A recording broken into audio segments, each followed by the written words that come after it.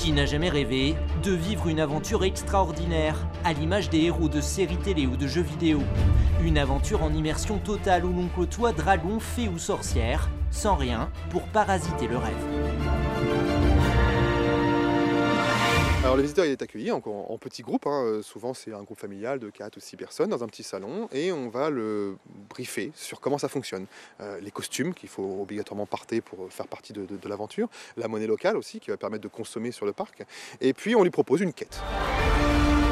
Il va falloir qu'il trouve un trésor ou il va falloir qu'il sauve une princesse ou autre. Et ce qui fait que cette aventure de recherche, d'énigmes, un peu comme un escape game aujourd'hui qui se développe beaucoup, il va pouvoir le faire en famille ou entre collègues ou entre amis.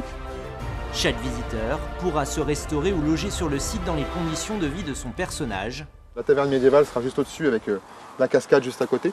Et puis le camp des Romains un peu plus loin là-bas et l'escalier viking un peu plus loin là-bas. Le parc sera niché ici dans cette ancienne carrière de 35 hectares et vieille de plusieurs millénaires.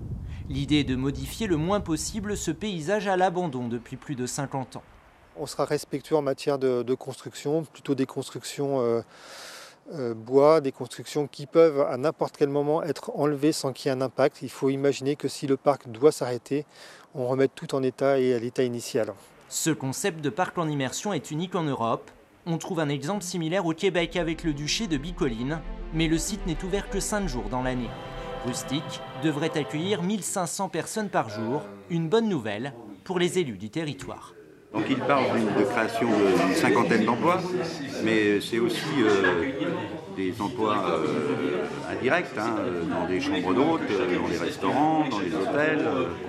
C'est vraiment une belle idée que de faire ce projet, et surtout de le faire chez nous. Le parc Rustic bénéficie déjà de financeurs privés et publics, mais ce projet à 8 millions d'euros a besoin d'autres investisseurs.